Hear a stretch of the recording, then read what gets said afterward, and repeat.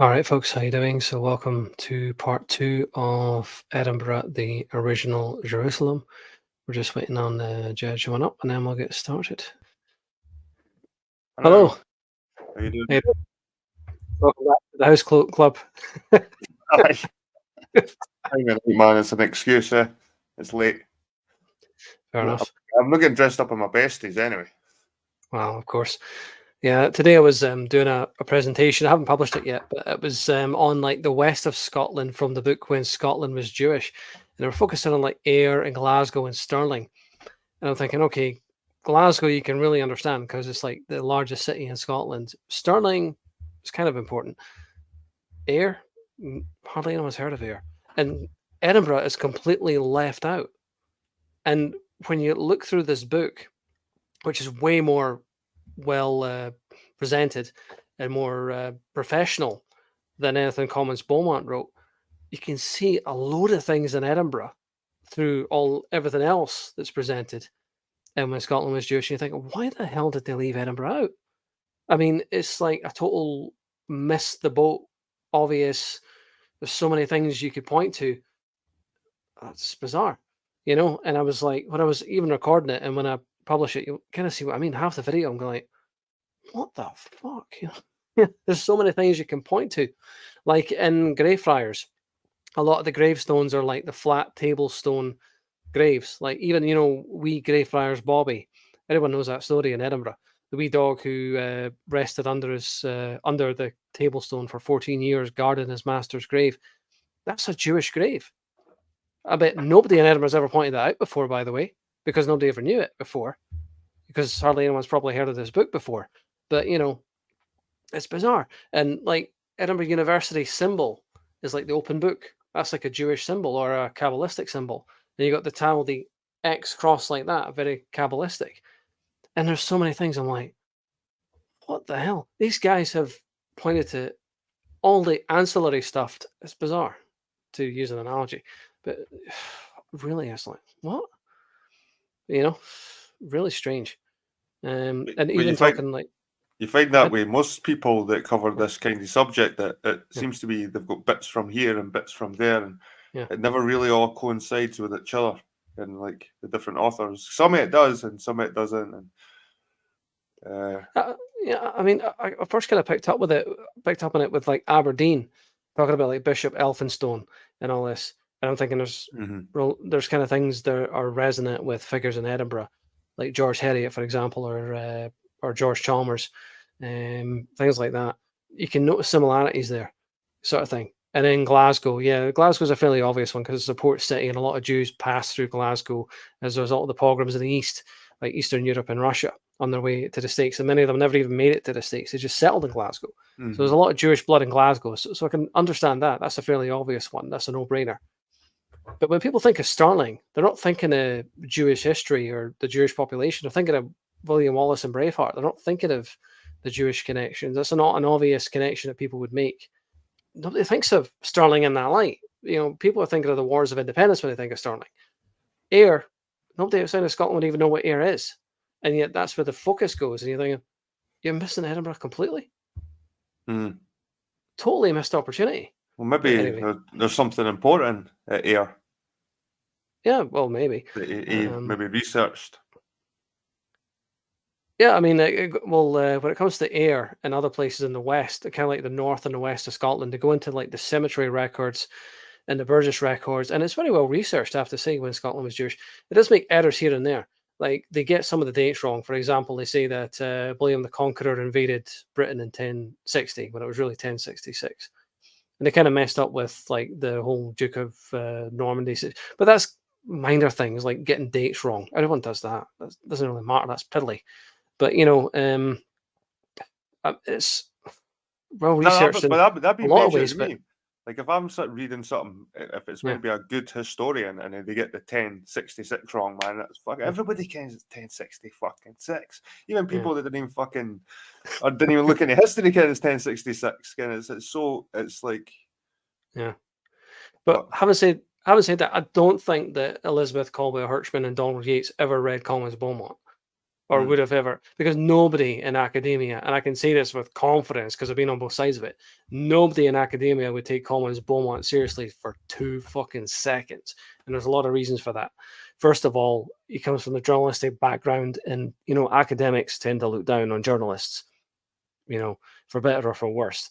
Second of all, Collins Beaumont's works are not particularly well written. They're all over the place. The sources are not really very well cited all that well. So anyone from an academic background would not give Collins Beaumont the time of day.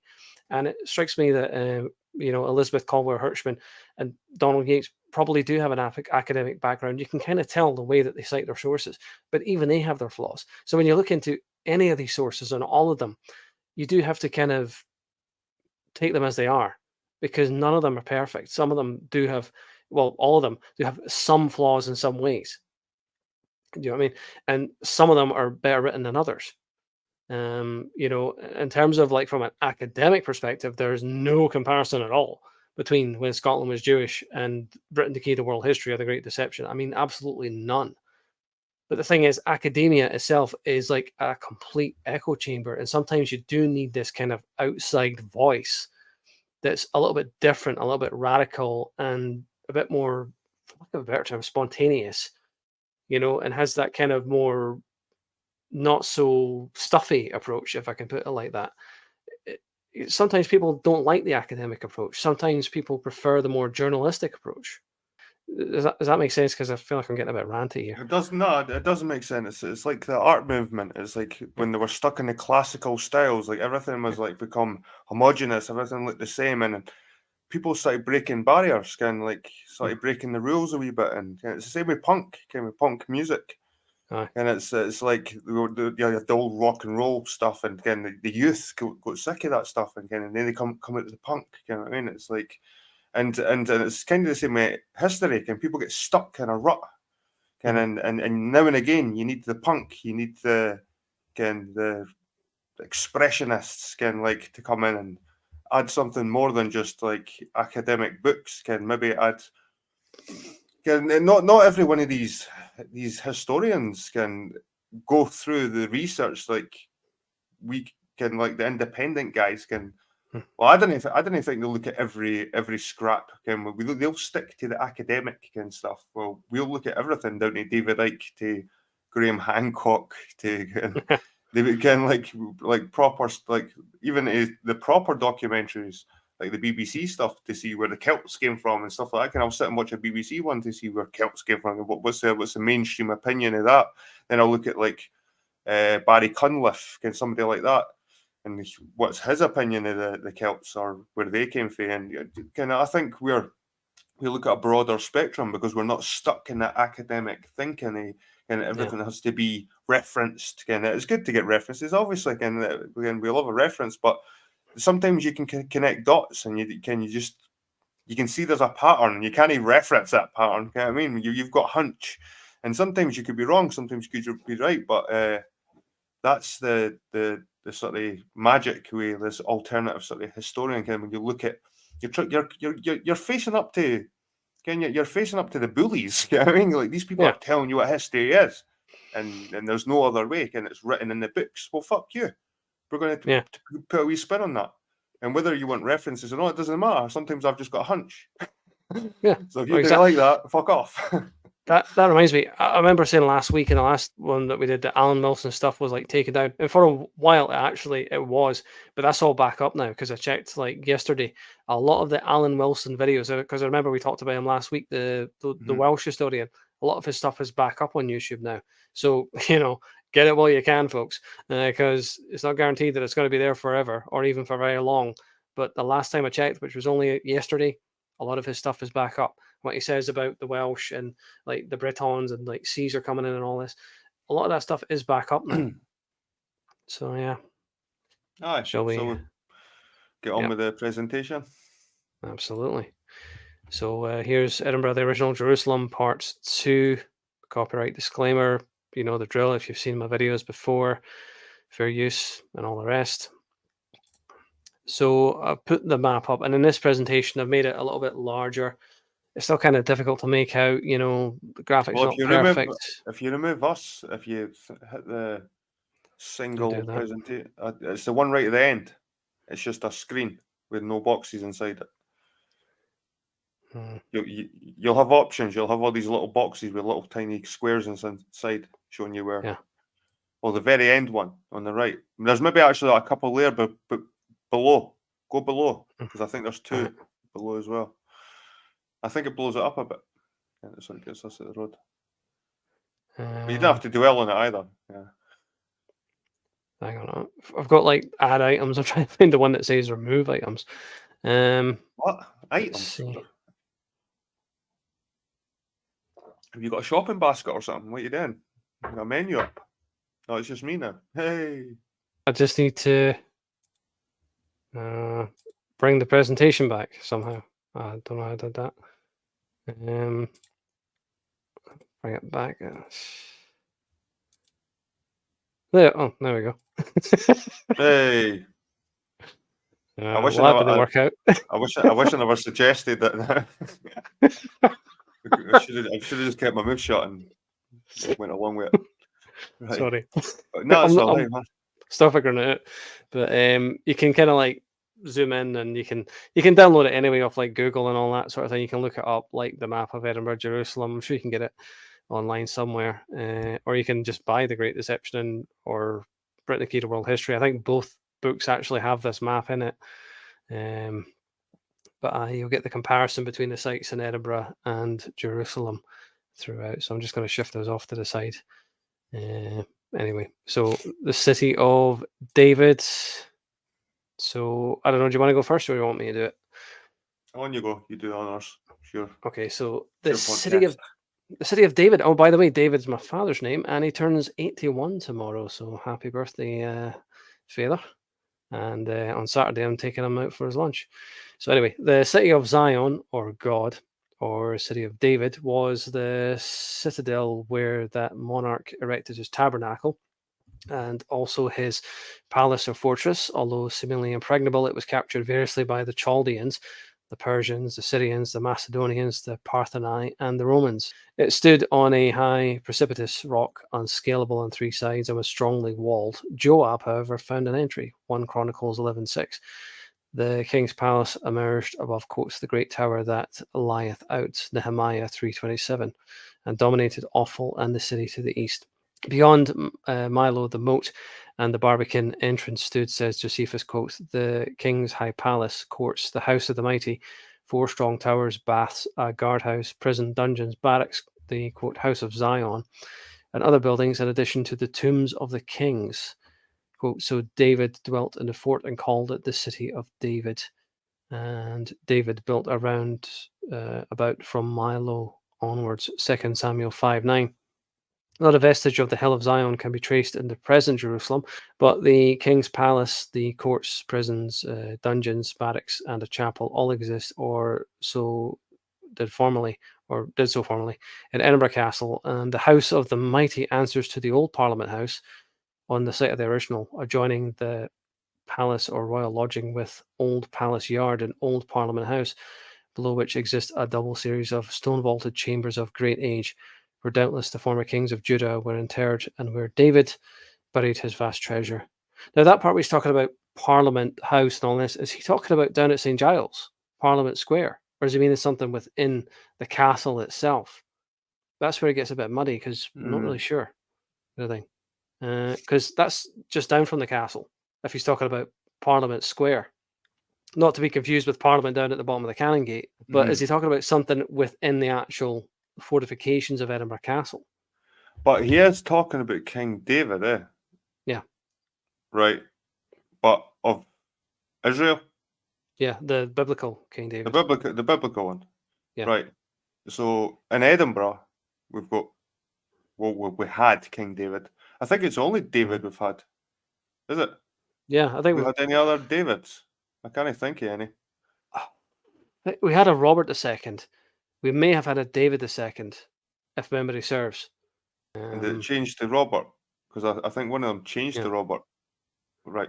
Yeah. Anyway, my point is, he, like David, the biblical David, was like the he was the main man, the Israeli city. Where King David, he built the Holyrood, he built all the main structures. Holyrood Palace, he built that, yeah, David. That wasn't the palace. He was behind Holyrood Abbey. The palace came a few centuries later.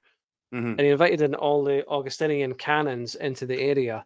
So he made it like a very holy area down at the very bottom where Holyrood Palace is now. But Holyrood Palace wasn't really until like the 1500s. I think even there's parts of it, the 1700s. That was actually, I remember now, that's what was so disappointing. I was more impressed with the remnants, the ruins of the Abbey, the Holyrood Abbey, than I was with because you didn't see the Abbey when you're going down the High Street, and you get to the bottom of the High Street, you get to the roundabout where the Parliament is, and then you can go up to Abbey Hill sort of way, but right in front of you, you didn't really see that Abbey, and it's pretty impressive.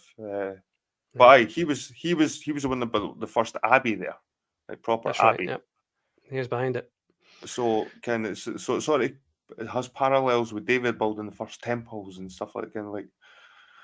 Or did he build a temple? He did build a temple. That's what it's saying here, eh? Well, he was behind a lot of. Erected his tabernacle. He erected his tabernacle. Yeah. Well, that's David erected the Abbey. You know what I mean, in Edinburgh.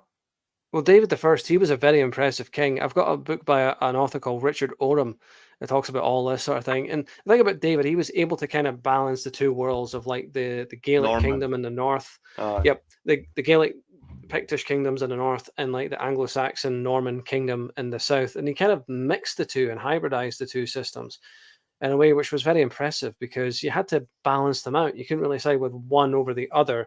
Otherwise, the other would revolt against you and destroy you. And David realized that the way forward was to integrate the two worlds. And the thing about King David I was he was like the youngest son of Malcolm III Canmore and Queen Margaret. And being the youngest, he had more time and nobody expected anything of him. So he could be low-key and he could be subtle and he could observe because none of the pressures of power and the expectations were placed upon him from the beginning. So he could kind of take his time. And he was able to just essentially outlast everybody, just by playing the long game and being patient. But David I proves is you play the long game. You don't rush in swinging your sword or your axe or whatever else. You play politics. And you have to be a little bit, I don't know if Machiavellian is the word exactly, but you have to realize what people's ambitions are and just calm down, observe, be patient, and, know how to treat with people. But King David is a very interesting example because, like I say, being the youngest son in politics or in monarchies or in power is not often a good thing. But in the case of David, it was because it gave him that leeway, if you like, to kind of observe and sit back a bit because nobody was taking him that seriously. And he was able to flip that around to his advantage. But anyway, don't have gone so long. Any thoughts on that, or shall I? Cool. Next slide, man. You look at this King David's Tower. Now, that doesn't exist in Edinburgh Castle anymore. It was destroyed in the 16th century. I think it was 1573 in what was called the Lang Siege or the Long Siege. And that was during the reign of Mary Queen of Scots. And so this is a lot of what is actually being referred to here.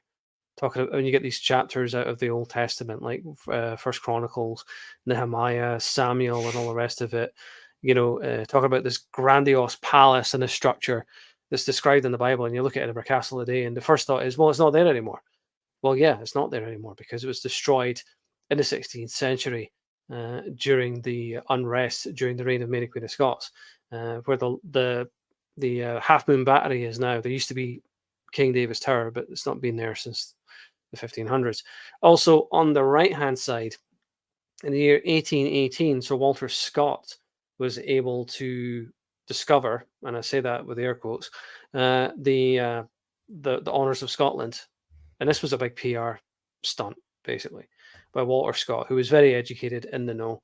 And basically, he wrote to George IV in London. He was friends with George IV, and I don't want to call Walter Scott a con artist, but in this case, maybe a bit. And he made the case to George IV that he was basically Indiana Jones, and he discovered the vaunted honours of Scotland, which had been missing for over 100 years. Everybody in Scotland knew where they were, but not everybody in London knew where they were. So, and it was through that 2 years later that he gained his barony, and that's why he's called Sir Walter Scott, because he went into the vaults and rediscovered the Scottish crown jewels and all the rest of it, part of the honours of Scotland today. Everybody knew where they were in Edinburgh. But, George IV was not really that bright. He was a glutton and he was a drunk and he was a womanizer. So 2 years after the discovery of the honours of Scotland, the crown jewels in the vaults of the castle, he becomes Sir Walter Scott. But where I'm going with that is, if you go into the vaults further, who knows what you're going to find? Because there are these vaults beneath Edinburgh Castle. And I think a lot of them are undiscovered. And when you go into the vaults, who knows how deep those vaults go? They can go hundreds of feet down, when you really start to go into the old passages, because a lot of them are largely undiscovered. But, like I say, Walter Scott knew where to look. That's how he got this little military team together and all. You should read about it. It's a fascinating story. But if you really go into the vaults, who knows what you're going to find? Because those vaults in Edinburgh really go deep. They go right beneath Real Mary King's Close, and they will go right beneath Blair Street and the South Bridge. The point that Beaumont's going with all this is, if you go really into the vaults, you're going to start finding the remains of like the biblical kings and all this, like David and all the rest, and the Old Testament kings. But who's going to do that? Because who's going to take Beaumont seriously enough to put together an expedition to actually go into the vaults like Walter Scott did and look for these things? Probably never happen. But it's an interesting thought. So what's the photograph on the right? Is this them finding the That's discovering, the honours of Scotland, the Scottish crown jewels that go all the way back to the 16th century. And that ties into also what I was saying earlier on about when Scotland was Jewish, missing the boat completely. The Scottish crown for James V was created by a man called John Mossman. Mossman comes from Moses, clearly somebody who was Jewish, creating the crown jewels for the Stuart dynasty, who, as we went into before, or as I went into before, with the Jewish families moving into Scotland in the first and second waves, the Stuart dynasty were very high bloodline, and he's employing a Jewish guy to make his crown. A jeweler. Yeah. Well, yeah, the clue's always in the name, isn't it? Well, that's they were the goldsmiths, they were the Goldsteins back in the day. Yeah. Jewelers. Yeah. That's why it's a jeweler. And you can understand a jeweler making the crown. And the Mossman family were tied in with the Stuart dynasty, and they were all Roman Catholic, even though ethnically they were Jewish. You got John Mossman, John Moses, essentially, making the crown for James V. And the funny thing is, when Charles III came to Scotland a couple of years ago in St. Giles, and he was, made King of Scots through that ceremony, and just kind of touched the crown or blessed it or whatever he did. I don't know the procedure exactly. But the crown that he touched and that Elizabeth II touched, and they all kind of blessed, I guess, was the crown that was made by John Mossman for James V. And that's part of the honours of Scotland to this day. There's the whole thing that the royal family, or, well, not just the British, but all the royal families know their bloodlines going all the way back to ancient Israel. So when you put it all together, there's something maybe there. But, we might be getting into tinfoil hat territory there, but anyway. We're already in that territory, mate. Well, yeah, kind of. The Half Moon Battery. So, do you want to go into this, or the Half Moon Battery. Okay. One notable item of identification is Nehemiah's mention of the Half Moon Battery of the castle, which faces eastward over the esplanade. When that prophet repaired Ophel, now the esplanade, the wall was enlarged and repaired from the turning of the wall to the tower that layeth out from the king's high house by the court of the prison. Nehemiah 3:25, the Half Moon Battery stands out immediately below the palace, where the old barracks of the royal bodyguard, and nearby is the state prison. It meets the situation completely, and formerly carried a tower called David's Tower. Other references of Nehemiah relate to repairs to the castle, its defences, and the sepulchres of the kings. Yeah, exactly what we saw in the last slide. David's Tower, Unfortunately, the one image there on the left-hand side, no longer there. It was destroyed in the Long Siege in 1573, I think was the year. So yeah, there used to be a big tower there, is what he's saying, but it's not there now. So all the references of So, Nehemiah so is this is relate to the this castle. is this half is this half moon Yeah. curve? Is this part of the tower that used to be there, or is it? Yeah, it was just like outside of the tower, it's like the outer fortification of the tower. And when you go into the castle, you'll see like they have information about the tower used to stand in this position, and you can go into like the underground areas, like the vaults of where the tower used to be. I've been up there a Um, few times. I've just never really.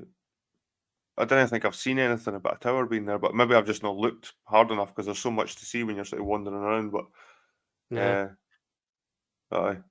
Is that where the cannons are now? Is that where is the cannons up there now? yeah, the old Aye. the naval guns that were Mm-hmm. put there in Victorian times. Aye. That's another story. Um, but yeah, the old barracks, the royal bodyguards, all the rest. Yep. When you get into Edinburgh Castle, So the point of go ahead. this slide is just saying that this is where this David's Tower existed, Yeah, and and Edinburgh Castle had a David's Tower like on this corner. yeah, that fits the biblical description is where Beaumont's gone with it. If you're going through like Nehemiah and Samuel, and that talks about like this tower that used to be there in the description of the Bible, like the Half Moon Battery, the what is it, the turning of the wall to the tower that lieth out from the king's high house by the court of the prison. And the prisons within Edinburgh Castle are not too far away from that area. There's just slightly down the slope from the Half Moon Battery. So Beaumont maybe he's onto something there. Cool. So the next one, the Tyropæan Valley. So the Tyropæan, or the Cheesemongers Valley, is another of the characteristic features which absolutely, again, Beaumont loves his sweeping statements, absolutely identify Edinburgh with Jerusalem. This original valley or ravine, and it really is like between like the Lawn Market and when you get to Bristol Port. Anyway, the ravine was a marketplace below the palace. That seems to be a reference to the grass market. It was partly filled up by the Maccabeans, and you've covered that before, but was bridged across the top, thus uniting the two hills.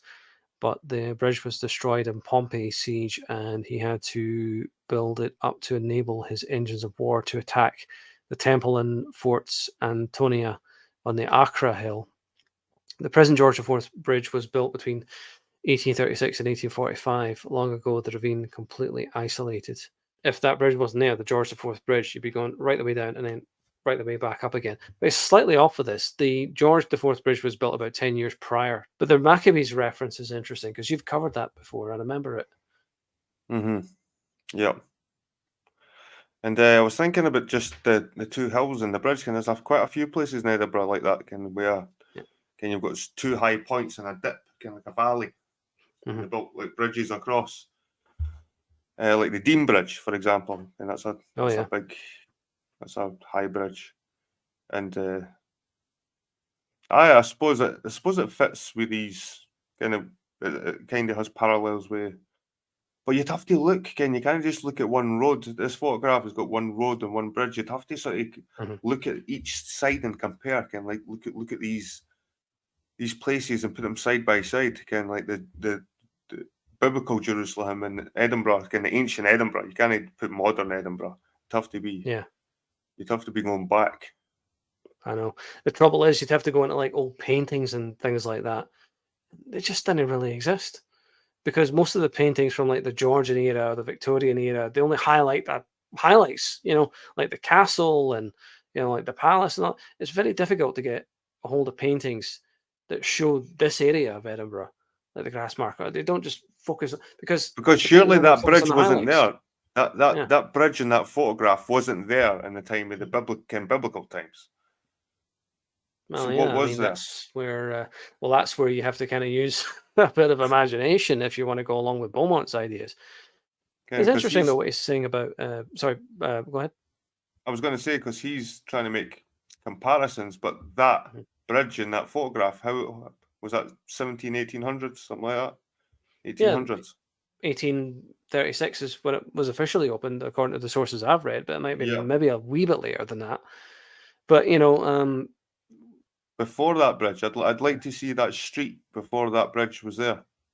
Well, it wasn't for the one of trying. I was trying to find paintings, because when you're going back to the 19th century, all you got is paintings, drawings, sketches, paintings of this area, but there's really nothing I was able to find.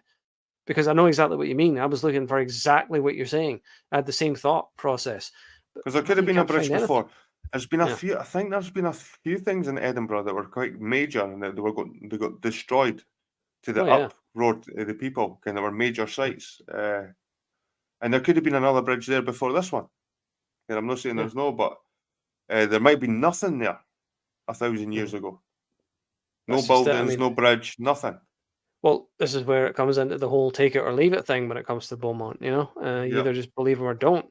But this whole thing with Pompey's siege, or the whole idea of a siege in Jerusalem, or of a siege of Jerusalem, or multiple sieges potentially of Jerusalem.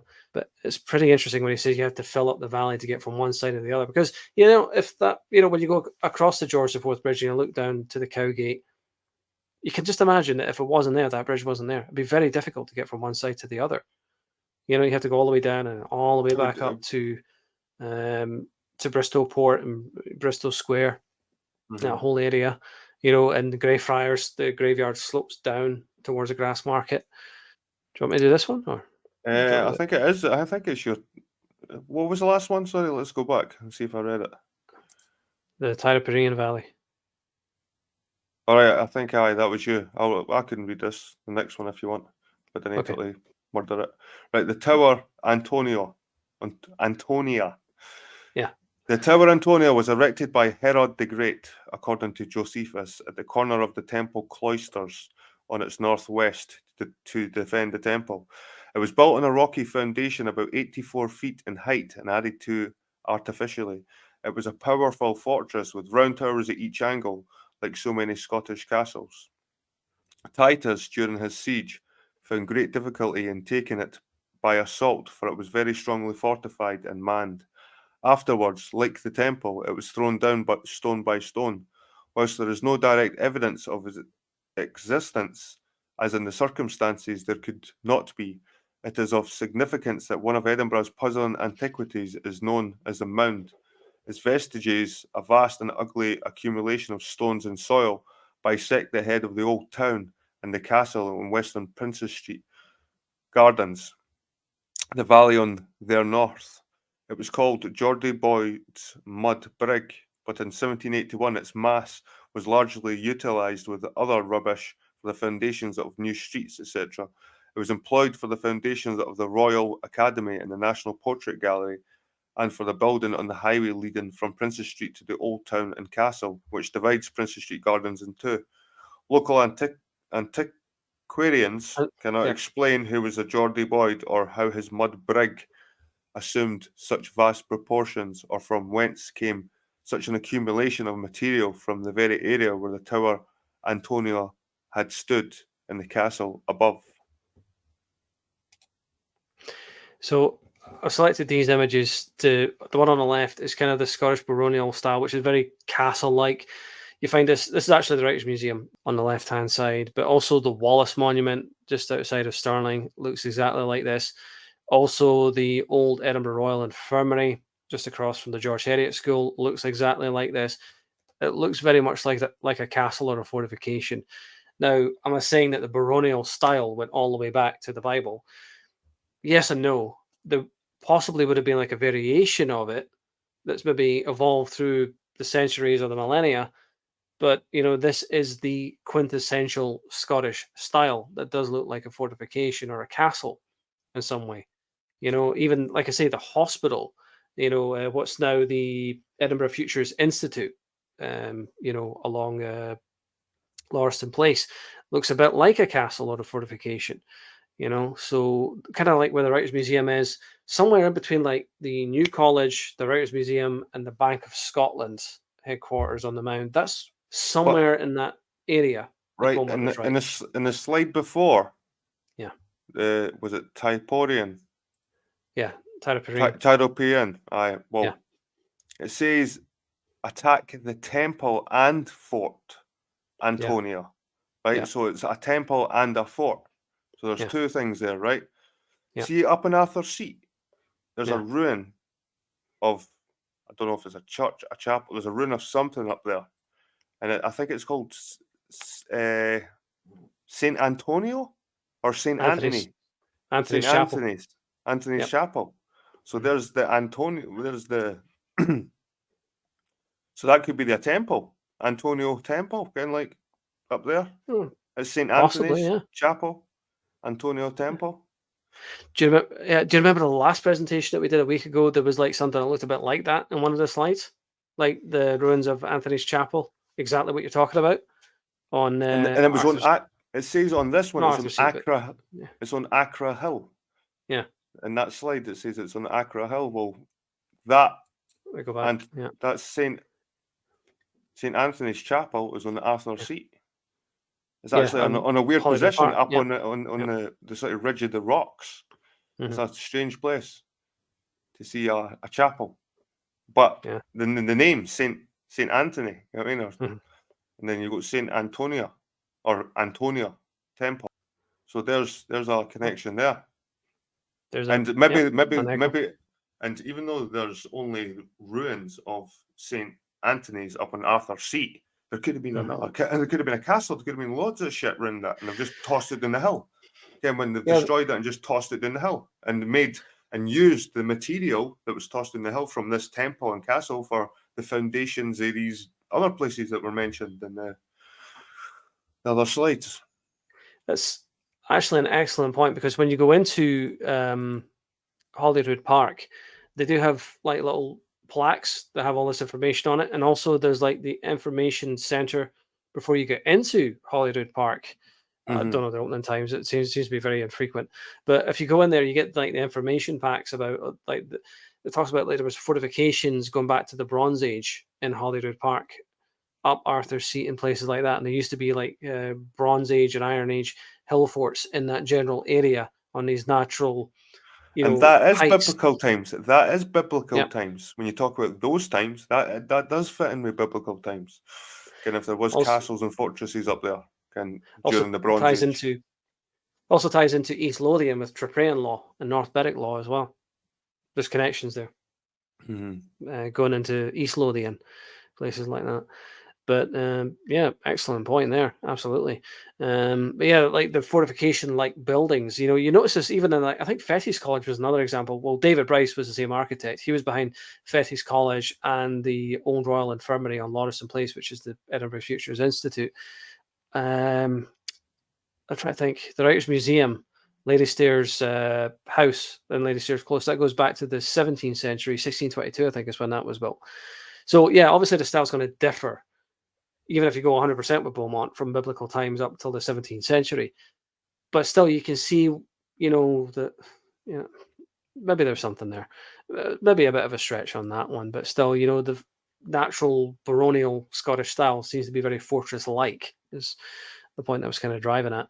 But when you see the image there on the right, again, what I was saying before, like I'm trying to get the old paintings, the old images. This is where art is so important. So this is probably where it Yeah. comes. The mud brig.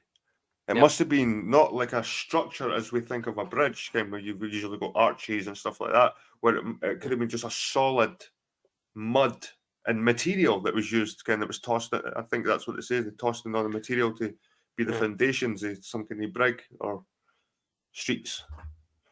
Well, Was the thing is, is that Princess Street Gardens we're looking at for this angle? What angle are we looking at? well, before the gardens existed, this is probably going back to the 18 or 1700s, late 17 or early 1800s. Oh, is that But there was is on that the the right. bridges? Is that the bridges? Where the bridges is now, Ken?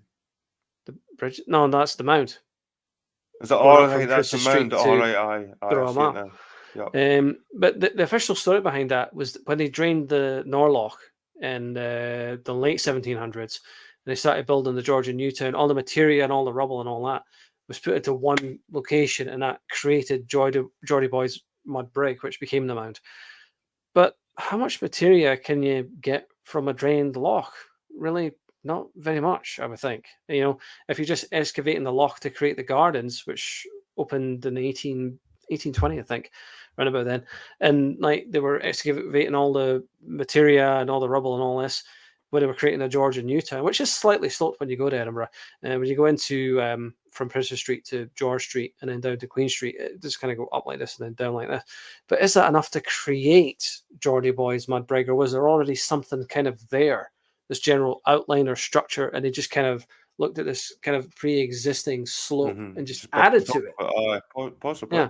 Yep. That seems to be where Beaumont's going with that theory, that there was something already there. To what extent, who knows, because you're talking a very vast period of time. But, between what he's describing and the creation of the Georgian New Town and Princess Street Gardens, but maybe there was something there.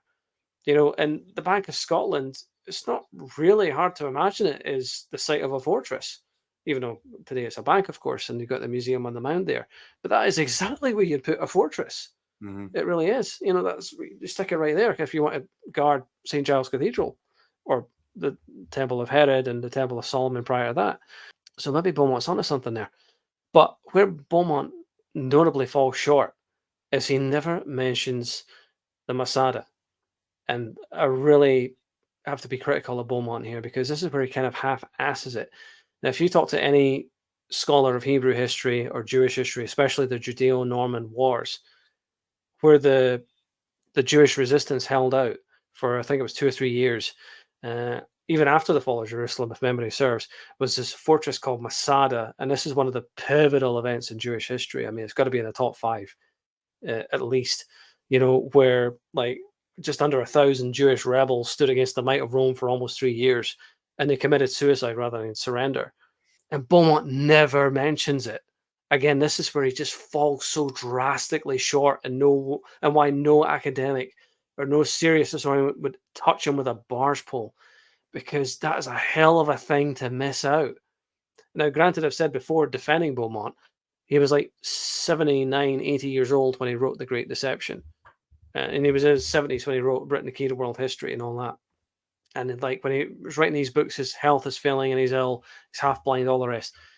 But then what you do is you appoint a successor to carry it on. Find the Masada where it really was, if it was in Europe, if it was in Scotland rather than in the Middle East, because that's a hell of a glaring omission. And if I was Jewish and I was looking into this and trying to take Beaumont seriously and giving him a chance, I would be fucking pissed that he missed this out, because that is one of the main pivotal events in Jewish history that they take such tremendous pride in, this resistance against the Romans. But again, such a glaring omission to leave that out. And this is why it's impossible for serious historians and academics to give Beaumont the time of day. And I don't blame them. Or for, archaeologists or historians in, what is now Israel, because we also have archaeological evidence at the site of Masada for like a Roman fortification. Well, how do you explain that away if the Masada never happened there but happened here? Okay, if it happened here, then where here? It's such a massive omission. Then this is where I say Beaumont falls so short, because if he's saying that Edinburgh was Jerusalem, okay, well, where was the site of the Masada then? Do you get where I'm going with that? Maybe he never discovered it. Maybe he never found that place. And well, exactly. That's what I'm saying. Beaumont wouldn't have really had the time or the resources, most likely, because he's half blind and dying. Okay, well, appoint a successor then. Give your research, give your notes to somebody who will carry this on after you're gone, and who will find this out and try to prove it. But this is where I say Beaumont, is missing, the credentials to be taken seriously. And honestly, if I was Jewish myself, I've somewhat Jewish blood on my father's side through Clan Fraser, Ashkenazi, and Sephardic, but I'm not strictly speaking Jewish. I'm not a practicing Jew. Presbyterian, which is crypto-Judaism in a sense. But if I was Jewish and I was looking at this, I would say, well, where the fuck was the Masada then? And if I was looking at this, like I say, from their perspective, I can see why they would be like, well, okay, well, you have to go all the way with it then. You can't half-ass it. You know what I mean? Do you get where I'm coming from there? Because I'm getting a bit ranty, but, No, I know what you mean, man. Like, if you're going to make this a topic, try to include as much as you can. And if you do miss something out, maybe try and explain why you missed it, and then you just ignore it completely. You could easily just say, like, Masada again wasn't included because it's been totally destroyed and wiped off the face of the earth and we can never find it again, or whatever. And tell it something at least, for fuck's sake. And if it was a major part of history.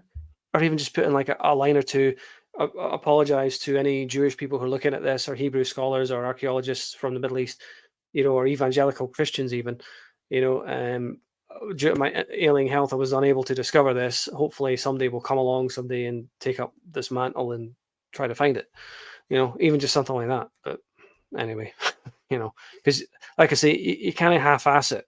If you're going to say that Edinburgh was Jerusalem, if you're going to write chapters like the Silurian Wars with Rome, claiming that the Jews who fought against Rome were really the Scots, you have to go all the way with it. You cannot just go halfway. But anyway, I think I've made my point there, and I don't want to keep rambling. So the Temple of Herod, or Solomon's Temple, the Temple of Herod incurred severe priestly criticism despite its magnificence because he placed a golden eagle over the entrance, and strict Jews accepted no other symbol of divinity than fire, the Moses dogma. We'll get into that in the future. Well, on the site of the former Solomon's Temple and that of Zerubbabel, it stood on the crown of a hill known as Mount Moriah, with the Tower Antonia abutting on its northwest extremity, Bank of Scotland if you go with Beaumont, because it looks like a fortification in a sense, and towering at the head of the High Street of Edinburgh. It covered the area of the present cathedral and the law courts at the least, probably even more. It faced to the east and must have presented a glorious sight when the early sun shed its rays upon a frontage, as Josephus says, covered with plates of gold of great weight. So the edifice itself was built of white stone like snow. That reminds me of like Minas Tirith at Lord of the Rings. It sounds a bit like that. So St. Giles Cathedral and the law courts now occupy the site of the temple. Now, couldn't get a painting of that really, or like a drawing, but notably, when you look at Gladstone's land in the lawn market, you've got the golden eagle right in the front, and from a certain point of view, like you see on the right, and the image on the right, you've got St. Giles on the back. And what we're talking about here, the Temple of Herod had this great golden eagle on it. And nowadays you've got the golden eagle. It's not quite on the temple, it's not on St. Giles, but it's right in front of it. And from a certain angle, it's still kind of there. So maybe I'm stretching it a bit there, but I think that's a falcon in the picture. Yeah. Well, Gladstone. And what about this white stone? Yeah. What about white stone? What was built from the white stone? Was this Herod's temple or something? It was built of white stone. The edifice itself was built of white stone. So I'm guessing it means like the temple, or like the entrance would be like white stone. And when you look up images of Solomon's temple, it's depicted that way, of like marble or white stone, like this really magnificent, glorious temple kind of thing. But yeah, it's interesting. Where would they have gotten that from as well? Where would they got this marble or this like white stone? Because that presents another kind of problem to look into. Where do you get white stones in Britain or Scotland? Where would you have imported it from? What were the logistics for that? Sandstone. We can sort of get sandstone. I think there might be white marble in somewhere in Scotland. Yeah. We were quite famous for our Elgin. Is it Elgin marble? Or it could have came potentially from overseas if the Jews at that time had this magnificent trading empire. There's a whole theory that the Jews, the Phoenicians, were related, if not the same thing. And if the Phoenicians were this great trading power, so they could have brought it in from overseas somewhere and built it. See, at the end of the day, mate, when I look at this and it says that Josephus says, covered with plates of gold of great weight. The edifice itself was built of white stone. Well, you know what? Maybe it isn't in Edinburgh, but it isn't in Jerusalem either. Well, whatever the structure he's talking about. That's a whole other thing. Well, there's Ralph Ellis saying that Solomon's Temple was in Egypt somewhere. There's also that. I'm sure they're saying right now in modern day Jerusalem that the oldest structure is it the Antonine? No, the Antonine Wall. It's that Roman wall. It's is it the Wailing Wall? What's it called? Yeah, the Wailing Wall was the Fortress Antonia. Yeah, that's where the foreign dignitaries, the head of states, they put their hand against the wall and they say the prayers and all the rest of it, and they wear the. But that's the oldest. That's the oldest part, man, and that's Roman. You know what I mean? Well, that's what Beaumont's getting into. That's what he's saying. Yeah. Yeah. And I think it was the Romans that built it. Yeah, that's one of the things he says in one of the chapters of the Great Deception, the chapter of suppression. There's nothing in Jerusalem that we think of today that's pre-Roman. He even says that. I think that's word for word what he says. Yeah, That's there's another. nothing That's a future. biblical there. That's a future chapter I'm going to get into down the line. Well, there might be, but Beaumont is saying that there's nothing pre-Roman in Jerusalem. That was a Beaumont statement. I'm not saying either way whether we're right or wrong about that. I mean, because I don't know. I've not really looked into it, but that's what Beaumont certainly thought. It's just interesting because Gladstone's lands, Thomas Gladstone, he bought the property in 1617, a Jewish merchant. And the word Gladstone meant like golden hawk or golden bird of prey. The word in Scots was kite, Kite, which meant like a falcon or a hawk. And it's just a very interesting image because when you read the description, it doesn't exactly fit. But you got St. Giles in the background and you got the golden hawk or the golden falcon in the foreground. Probably where the golden eagle actually would have been if Beaumont is right. But Jewish merchants were in Edinburgh.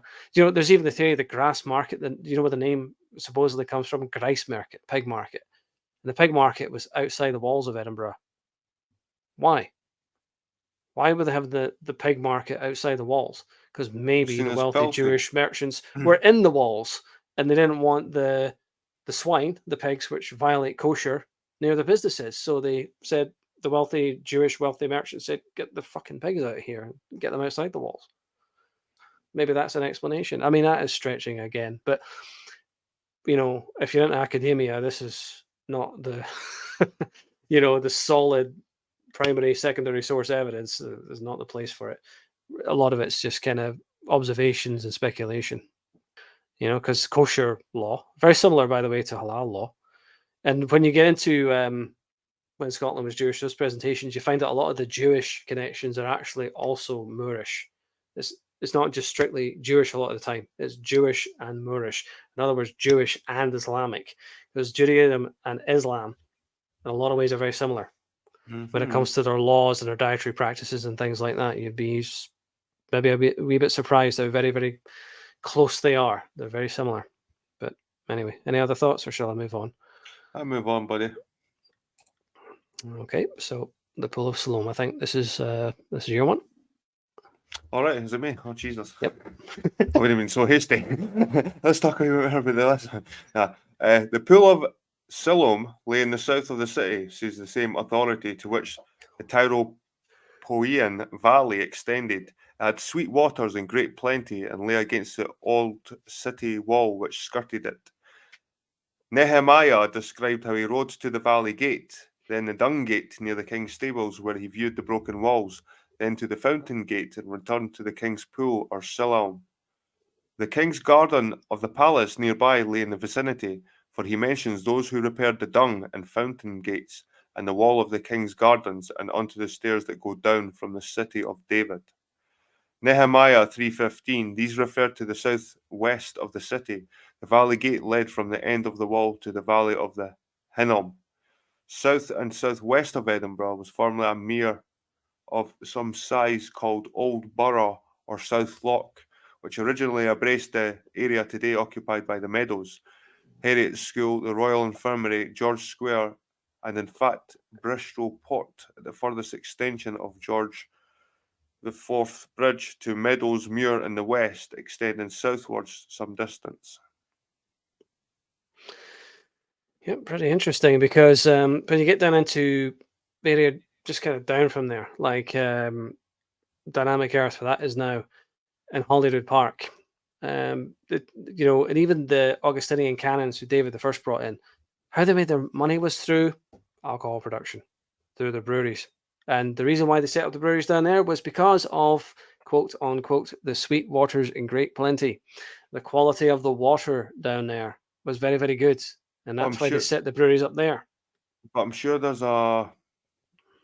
in Jerusalem, there's pools outside where you have to cleanse yourself before you go in the temple. You have to dunk yourself in the water. I think that's what these are, like these pools outside these temples. You have to cleanse, purify yourself before you. I think I think the monks, no, the monks. That's the wrong religion. But I think the they aren't rabbis. Are they rabbis? Whoever the teachers are. Mhm. I can't really remember right now. Sorry, guys. But I in Jerusalem, they have to dunk in this pool. There's a pool, and I'm sure it's called the same Pool of Shalom. I'm sure that's what it is in Jerusalem, the Pool of Shalom. They go and dunk themselves, purify themselves to go into the temple. I was going to say rabbis, but I'm sure there's different forms of Judaic teachings that have different teachers in it. Is there rabbis? Is there something else? Possibly. That's still a thing. Yeah. It was something I was watching the other day that just popped up on my YouTube. But it was funny because it was something to do with this pool outside the temples, and you couldn't go in the temple without entering the pool first and cleansing yourself. So. Well, that's very similar, by the way, to Islamic practice. When you go into a mosque, you have to wash your hands and wash your arms and wash your feet. So again, these Jewish practices are very similar to these Islamic practices. But yeah, that is very much the case, because I remember when I went to a mosque in the city of Accra, which is in the Middle East, in Israel, I had to do that before I went into the mosque. Wash my hands, wash my feet, all the rest. Very hygienic. So it sounds very similar. Nah, I bet you're still stinking. Because they didn't wash their balls, man. That's when you wash your ass and your balls, man. That's what you do. You wash your ass and your balls, then you're clean. I mean, washing your legs. That's just... Oh, okay. I'm trying to expunge that mental thought from my head, but anyway. I'm trying to figure what's it called? It's not Glasgow shower, because a Glasgow shower is when you just spray deodorant on yourself. Axe on or Lynx. But a quick wash. It's usually the Oaksters and kind of the down below, and you're clean. They wash the opposite.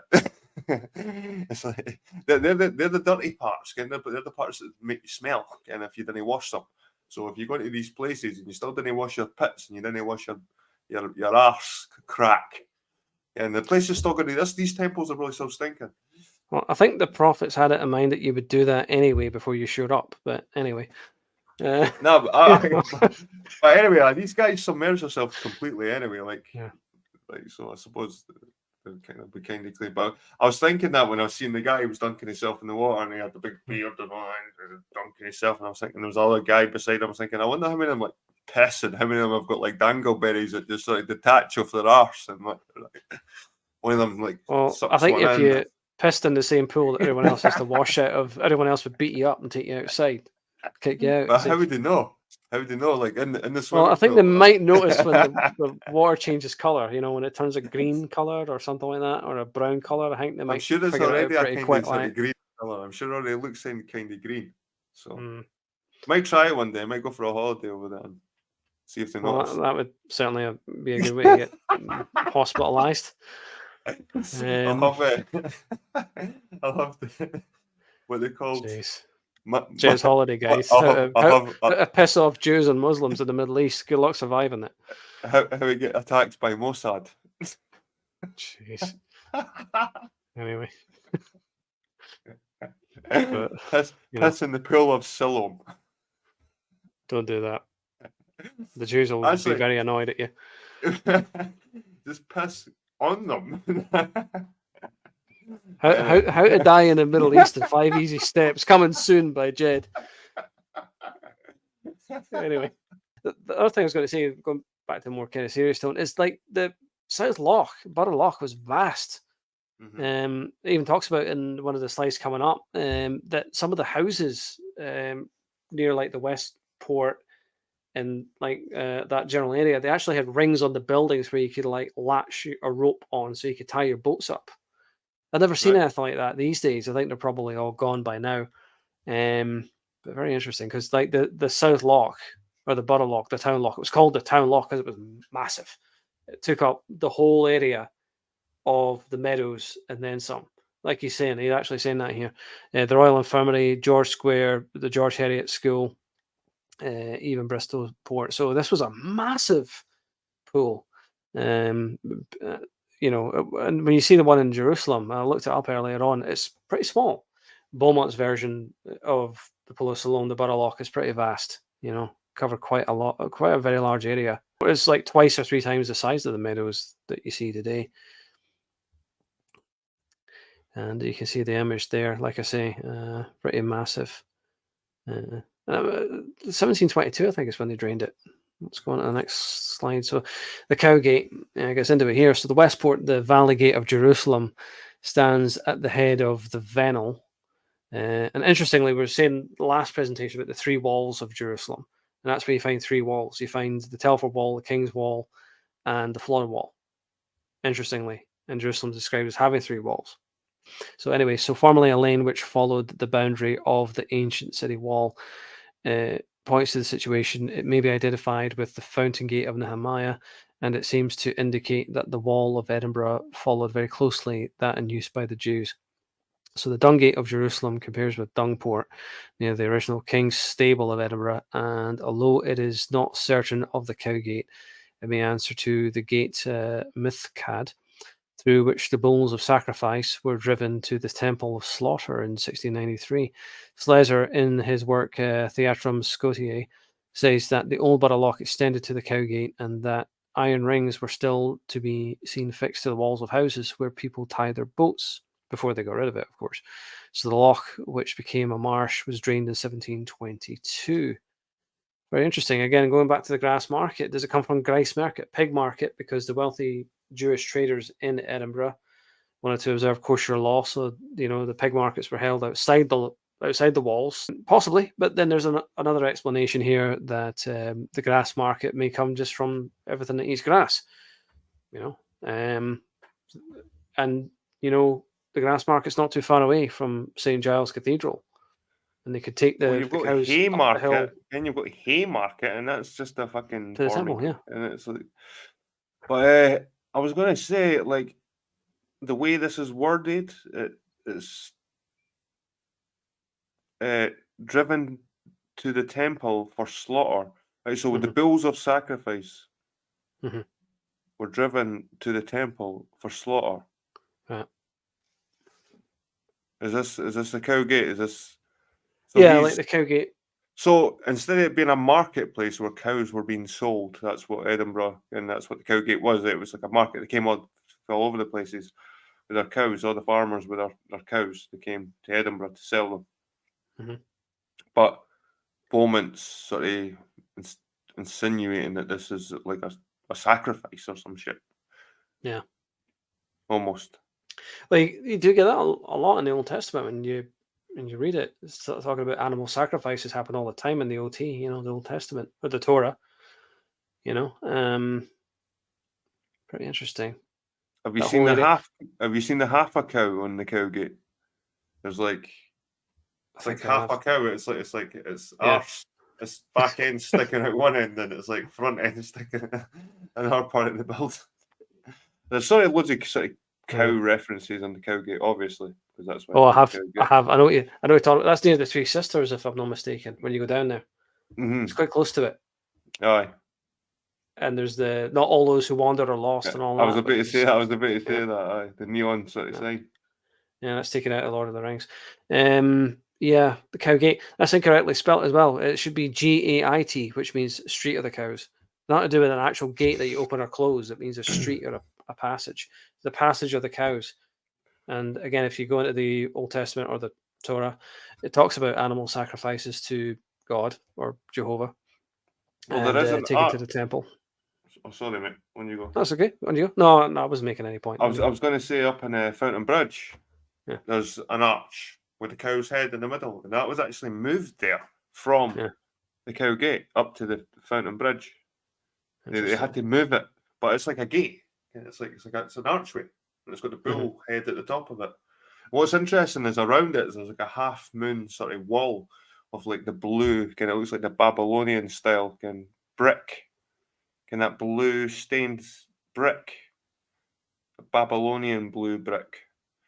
It goes around this arch, and you've got the archway, and then you've got this half circled wall with the blue brick, like, and when you see that Babylonian style like color blue, But and then it's got the bull at the top in the middle, and it's pretty cool. Like it's pretty cool. I'm sure they passed them through the gates. I'm sure it was like a gate that the cows went through. I'm sure there's an information board somewhere, and I read it got moved, or maybe I just read on Wikipedia or something about it. Well, the thing about Edinburgh in the old days, before like maybe the 18th or 17th century, Edinburgh was incredibly fertile because of all the volcanic plugs in the volcanic area. All that land, I think I said this last time as well, all that volcanic area is very, very fertile. So you'd have loads of farms in the area, and you'd have loads of agriculture and loads of agricultural influence in the area. And that whole part of, what is now Scotland was heavily fought over because the land was so fertile. I mean, it's no wonder, really. I mean, everyone wants to get where you can grow the crops and raise the livestock because, you need to eat to survive. So the grass market would have been a place of very high importance, where you're trading livestock and cattle. The whole idea of like taking it up to the temple where St. Giles is now, it's not a huge stretch of the imagination. Up Victoria Street, what was formerly the West Bow. So like kind of a remnant of that now. But yeah, I mean, just, you take them up to be sacrificed and all that. It's not a huge stretch. Beaumont's not really stretching it too far here for once. But yeah, pretty interesting stuff. Yeah. I mean, what you said about like the cow motif and all this, maybe that even goes back to, Moses and the whole bull worship versus the ram worship, that transition from the age of Taurus to the age of Aries, which I talked about before, I think, with yourself. The bull representing the age of Taurus and all this sort of thing. But that's going way into Old Testament stuff, so that's really stretching it. But interesting, though, because you could join the dots in that way. Yeah. So on to the next one, the Pool of Bethesda. And it's your turn. Was it me? Pool of Bethesda. This notable lake at Jerusalem's door was situated in the valley of Jehoshaphat, between David's city and the new city Bezetha on its north. It lay nearest the sheep gate, was surrounded with a colonnade, and was used for bathing by the populace. It was said to have possessed valuable chemical qualities. Jerusalem possessed an adequate water supply from natural sources, including the brook Gihon, which descended from the Mount of Olives and caused by Hezekiah to be taken by a conduit to the western side of the city of David. 2 Chronicles 32:30. Its waters probably fed the Pool of Bethesda. Pontius Pilate laid an aqueduct over 20 miles distant to bring water into the city when population so largely increased.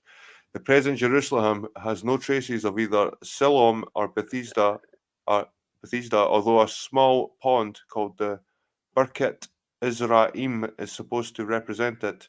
Usually it is dried up. Siloam is identified with a pool of brackish water, about 18 feet in diameter, which also dries up. Bethesda in Edinburgh answers to Norloch and began about where Princes Street railway station stands and stretched along to the foot of the castle or a little beyond. Well, again, this is back in the 1950s. The Pool of Shalom arguably has been identified in Jerusalem, if you want to go with the mainstream version, and it's not a pool of brackish water. It is actually, there's different results I got on it because I actually looked it up.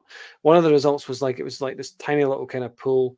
Another result was it was like the set of steps that went down, and it was like more like this brackish water, but there's really nothing there.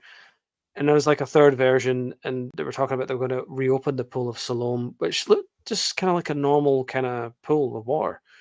Not like what Beaumont's describing, like the Borough Loch, which was like 3 times the size of the meadows, or at least twice the size of the meadows. Beaumont's version is the Pool of Shalom was massive. Whereas the mainstream version, if you're going along with that, it was a pretty small pool. Like when you go with a swimming bath sometimes, really.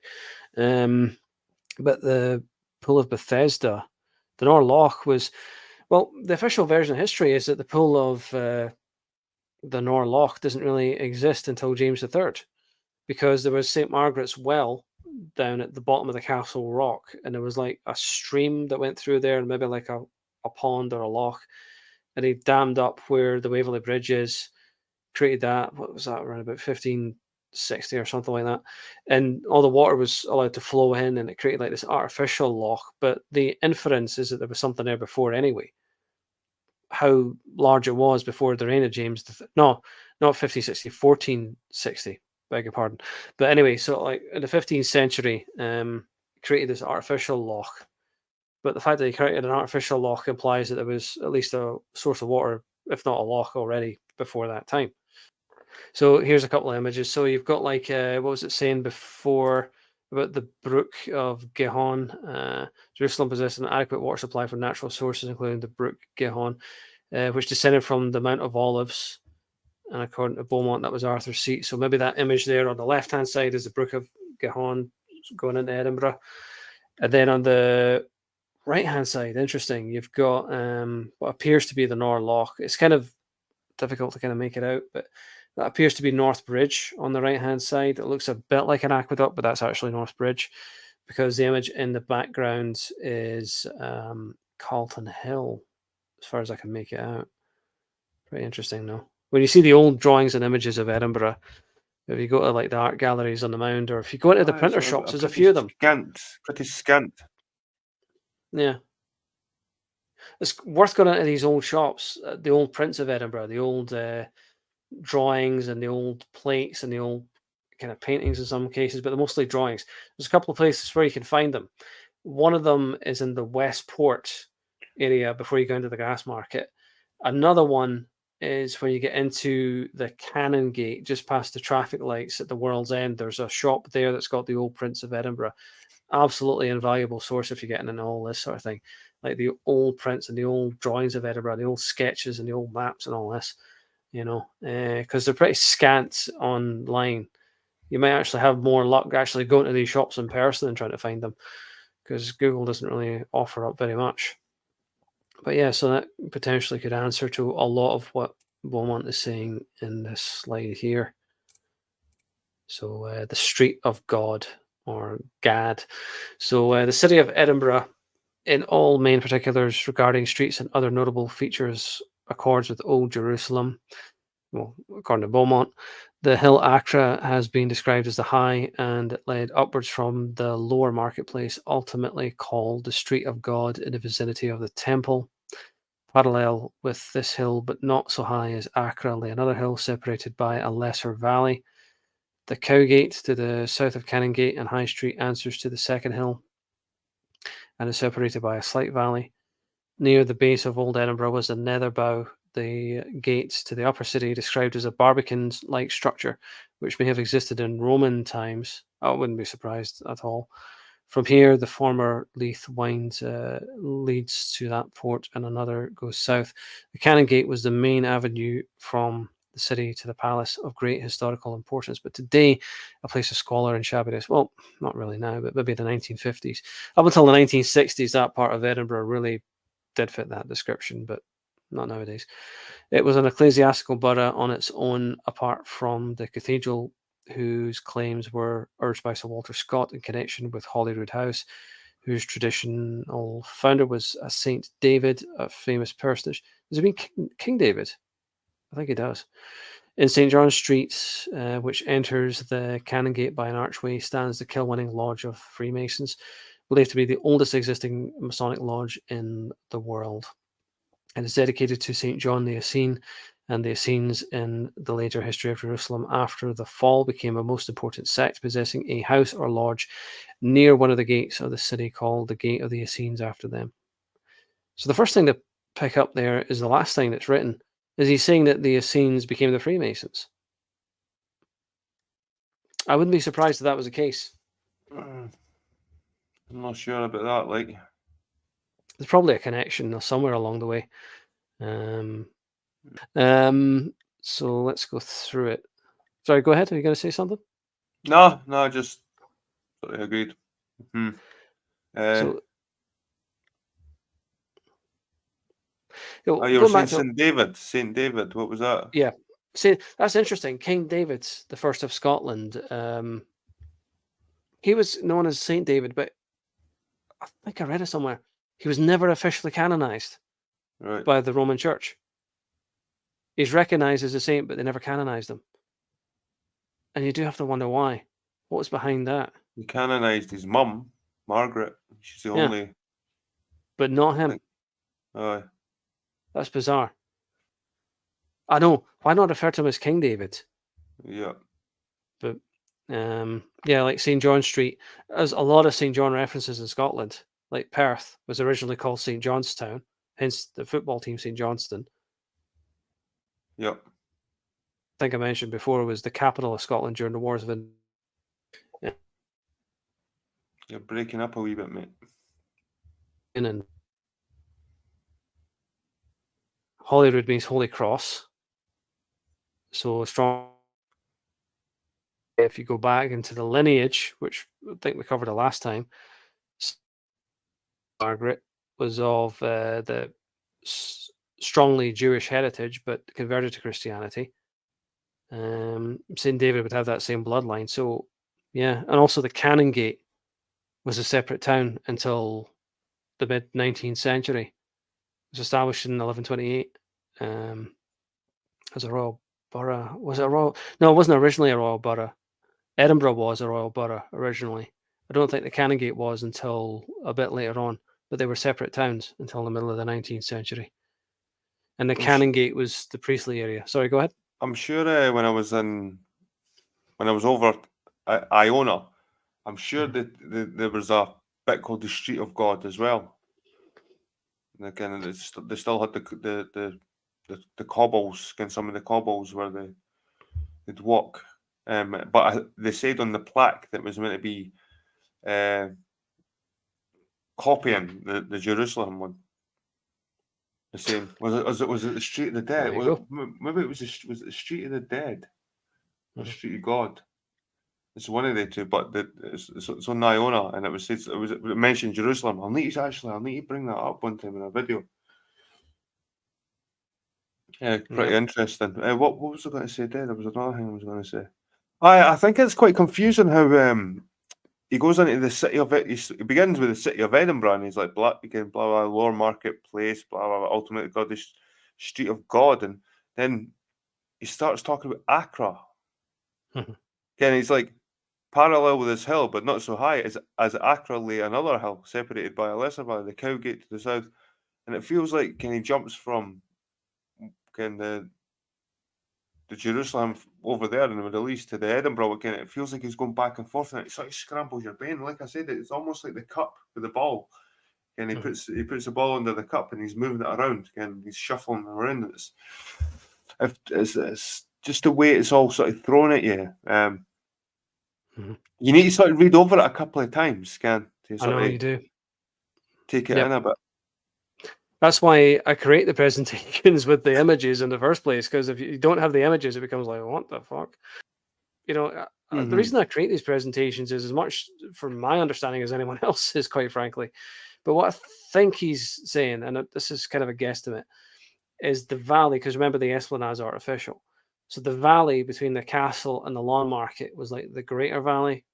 And then the lesser valley he's talking about is between like the Mound and the Canongate and Bristol Port and where the National Museum is. So you got the Greater Valley from the castle to the lawn market. Then you got kind of the lesser valley from like the lawn market to Bristol Square, where the George IV Bridge is. If I'm reading it correctly, I think that's what he means.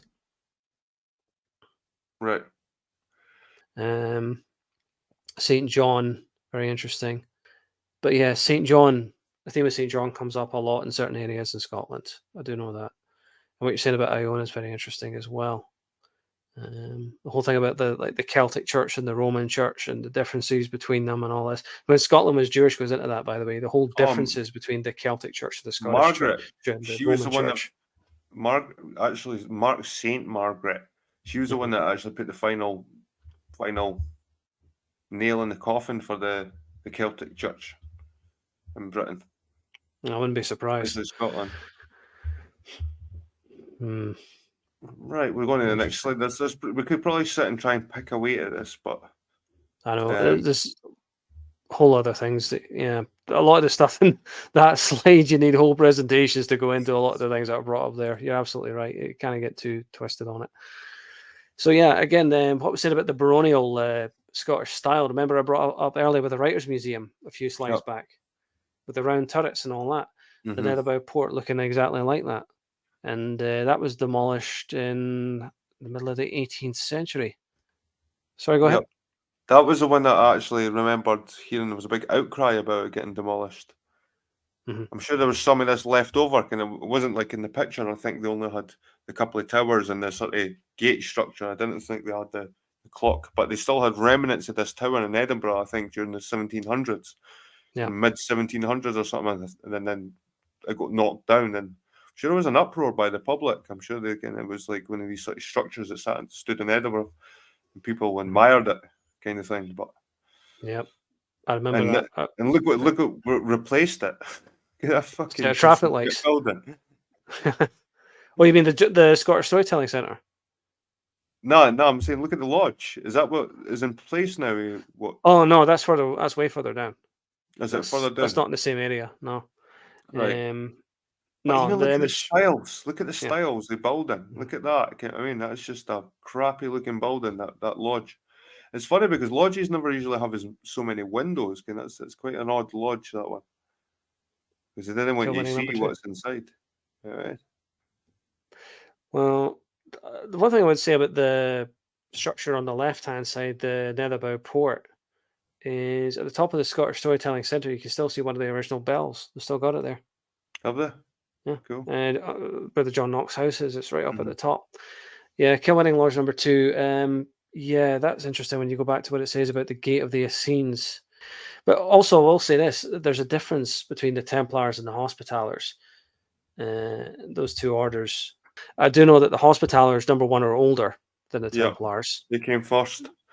They were the first, and they were around before the Crusades, by the way, the Hospitallers. And also, it's from the Hospitallers that you get terms like hospitality or hospital. They come from the Hospitallers because they were in charge of looking after the medical needs of the pilgrims, the European Christian pilgrims who went to the Holy Land, to Jerusalem, or what they thought was Jerusalem, whether you believe Beaumont or not, but on their way to the Middle East, the Holy Land itself, the official Holy Land, the Hospitallers looked after them.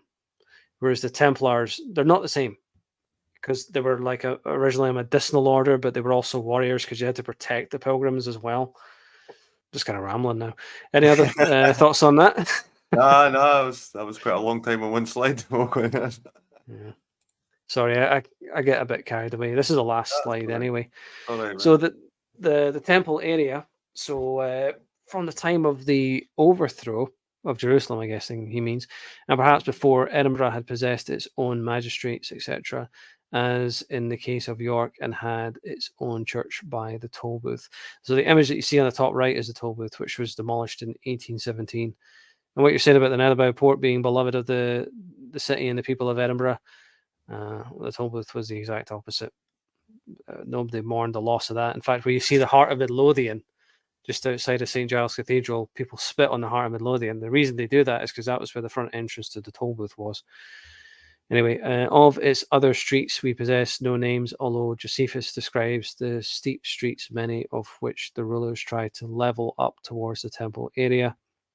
The Cowgate and Holyrood Road ran correspondingly in the same direction as the Canongate and the High Street, and are separated by a valley as described by Josephus.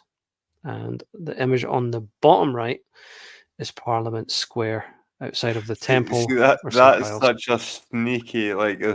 That paragraph itself, the Cowgate and Holyrood Road run correspondingly in the same direction as the Canongate and the High Street, and are separated by a valley, as described by Josephus.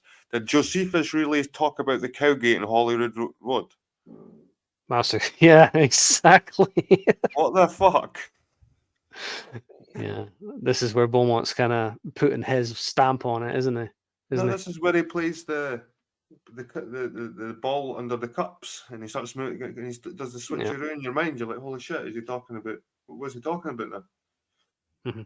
Because he's thrown in Josephus, but Josephus can exist well before Holyrood Road. Yeah, that's a good point. Yeah, Jesus Christ. Yeah. But he sneaks it in. He sneaks it. You'll read over it, and you'll sneak it in, and you won't even really think about it. And it's like, him assuming that you're going along exactly with what he's saying. Aye. And this kind of hubris or arrogance, whatever you want to call it. But And yeah, like you that's say, a good point. it begins a fucking sentence with "from." Who writes like that? Like A journalist.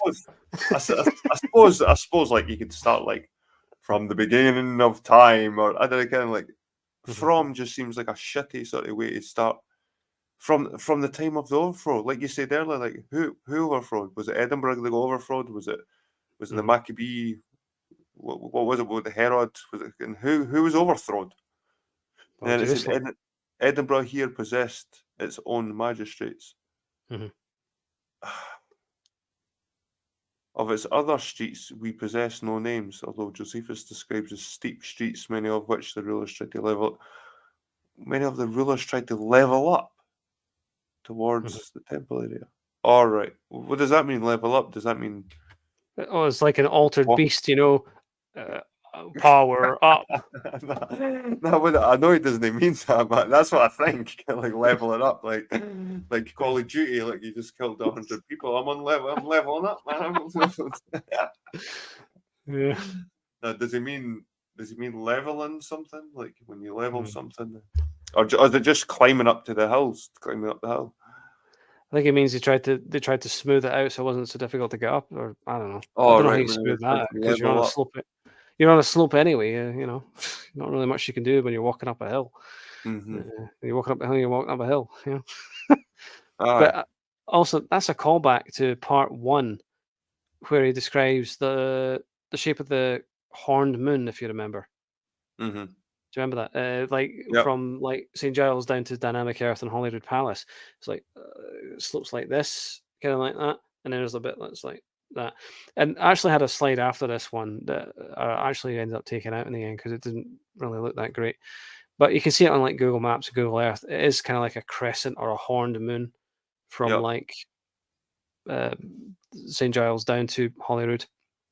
Um, but you can check that out for yourself. I was going to keep it in, but it looked a bit shit, so I just decided to take it out in the end. But yeah, that's Beaumont 101, isn't it? Just as described by Josephus. Yeah, Josephus talked about the Cowgate and Holyrood Roads. Well, under different names, maybe if you're going along with Beaumont, but no.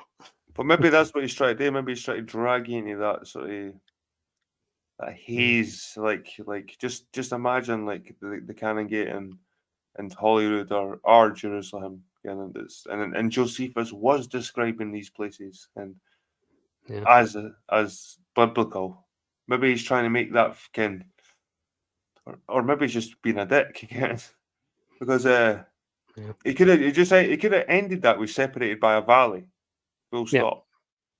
When you add as described by Josephus, it's almost like a reference, and it's one that's kind of doesn't really come into context with the Cowgate. And well, does it? But it's hard reading. It is fucking hard reading, man. It is. It's Yeah. like you have to probably sit and stare at like each like word for Yeah. a couple of seconds just to like take in. Is this what he's meaning? And it's really, unless it's just that time of night and I'm just tired enough. Well, the couple of things he does get unequivocally right is the toll booth was close to St Giles and the streets are steep. That's Mm-hmm. about the only two things you could not argue with. And then That's said something about display. a church by the toll booth. It means St Giles, I think. But that's no a church. That's actually no even. No, wait, it is because it's not a cathedral either. No, it's a Presbyterian High Kirk. Yeah, Really? St Giles, by the way, is And not. there's It's the not. heart. It's not a cathedral. Is that Just Heart by of the name. Midlothian nearby that? Yeah, it's right next to it. That the Heart of Midlothian is where the entrance to the toll booth was. Aye, so that's what I'm trying to put together. So he's saying that the toll booths had a church beside it. So Yeah, St Giles he's talking about. and he's saying York as well. It's funny how he puts that and had its own church by the toll booth.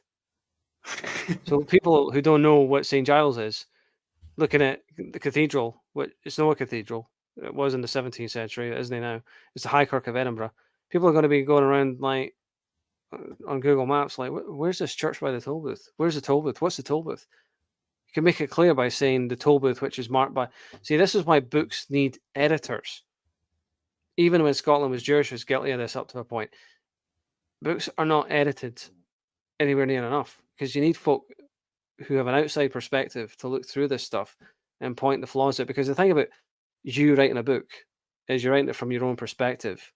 So the point I'm making is you know what you're talking about, but anyone from the outside who doesn't know what you're saying or hasn't read your stuff or doesn't know your stuff, but they know what you're talking about. That's why you need the objective. Well, there's no such thing as objective, really, or 100%, but you need the outside perspective, which is no emotionally attached to what you're saying.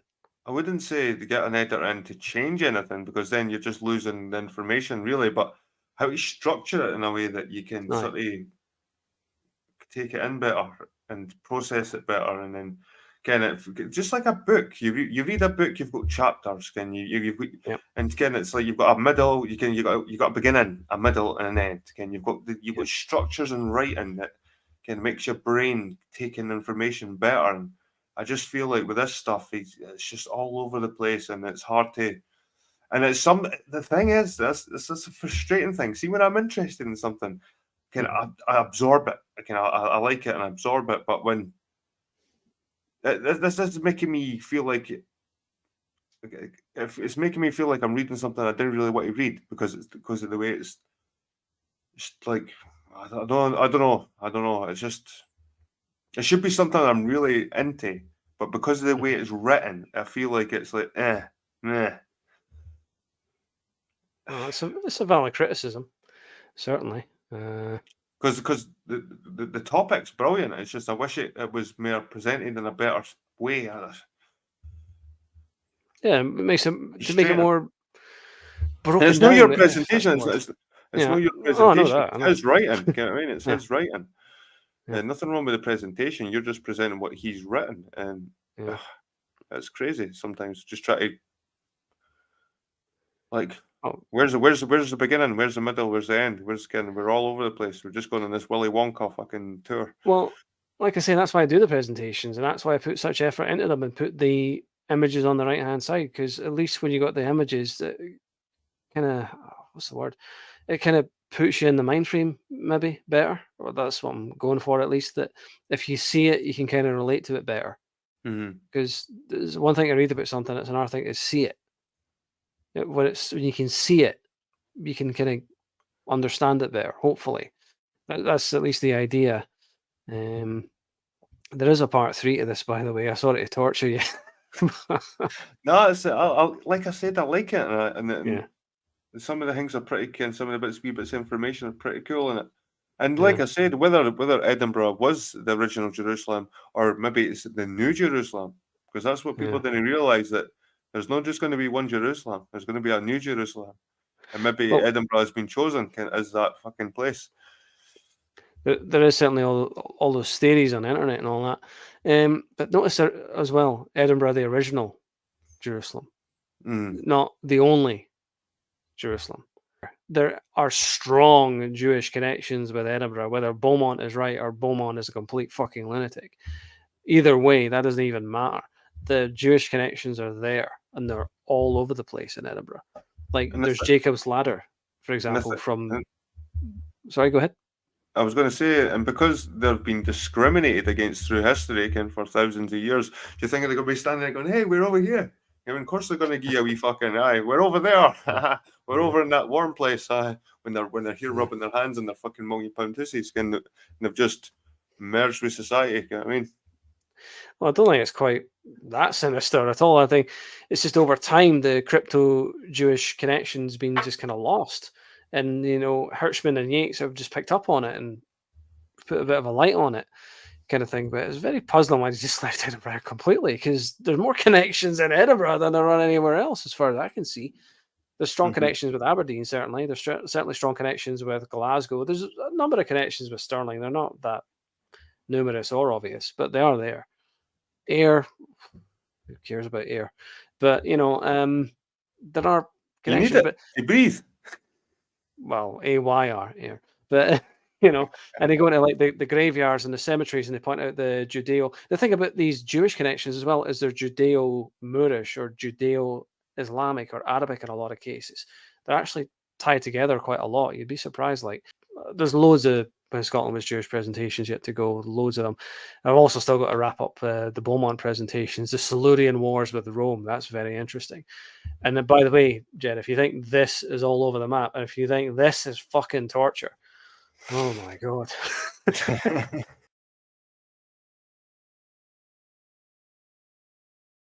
I'll need to catch up with some of those ones. I've noticed you've posted videos, but I've not had the time to look into all of them. I went back on some of your older ones. Like I said, I watched that one with your buddy Rick.